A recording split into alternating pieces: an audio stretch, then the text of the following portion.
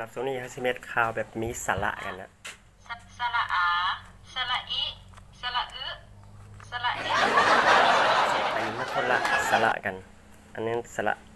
ระที่เด็กน้อยเขาเรียนเนาะเขาสิมาเว้าแบบมีสาระแบบผู้ใหญ่เขาเว้ากันนะจังใดก็สบายดีเนาะสำหรับโซนี่สิมารีวิวเรื่องค่าเงินกีบกันนะซึ่งข่อยก็เห็นหลายๆคนเนาะที่ออกมาโพสต์หรือว่าออกมาเว้าว่าเงินกีบเงินดาวนี่คือบ่มีค่าแท้มันค่ามันคือน้อยแท้10,000กีบหรือว่า10,000กีบนี่เฮ็ดหยังได้เด้อเทียบกับเงินต่างประเทศ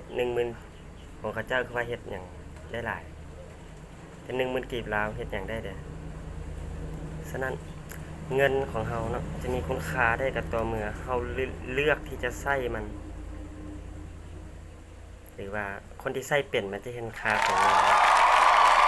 สำหรับคนที่ว่ามีเงินหรือว่าคนรวยที่ว่ามีเงินหลายๆนะ10,000กีบมันอาจจะบ่มีค่าหยังเลย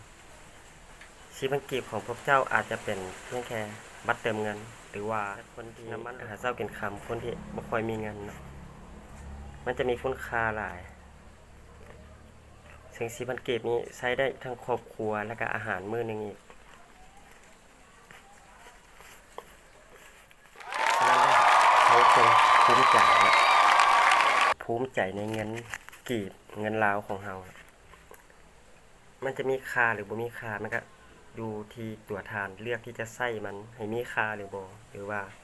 เลือกใช้ให้มันให้ค่ามันก็อยู่ที่ตัวทานน่ะบ่ว่าเอาไปเปรียบเทียบเงินประเทศนั้นประเทศนี้ก็ไปบ่ได้เงินประเทศลาวเงินกีบของคนลาวจงภูมิใจแต่จงใช้ให้มันเป็นประโยชน์